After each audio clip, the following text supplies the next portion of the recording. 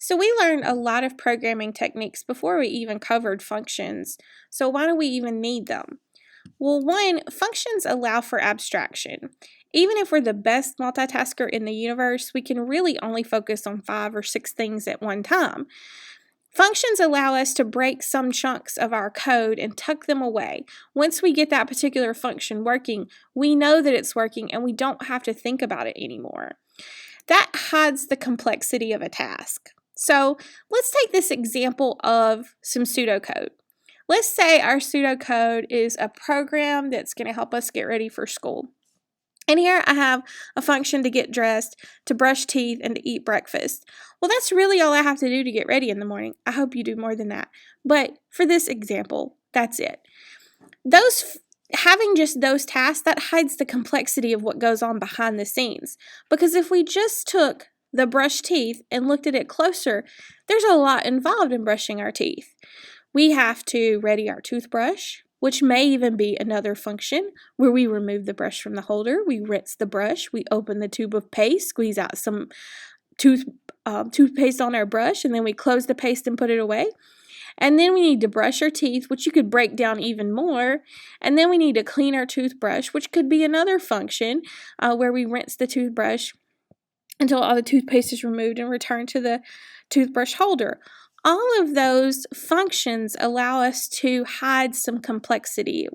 It was multiple tasks that it took to complete those tasks.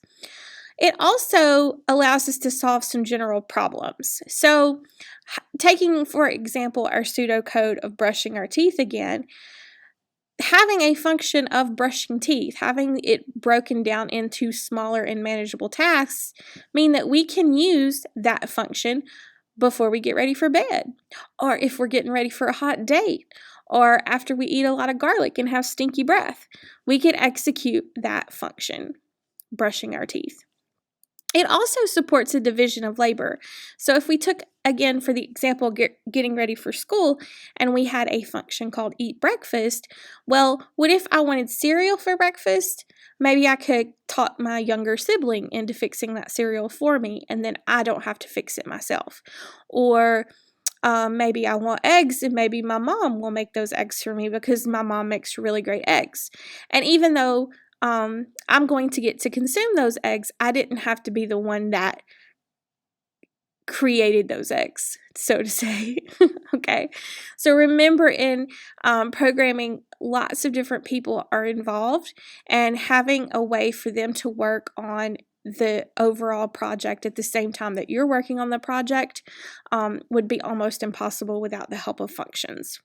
Okay, so to sum it all up, functions allow us to have some abstraction so that we don't have to think of everything at one time. It allows us to hide the complexity because sometimes tasks are really complex. We don't have to think about that all the time. It allows us to solve general problems, so some functions can be called more than one time in different areas of our code. And then it supports this division of labor so that we don't have to do all of the coding ourselves.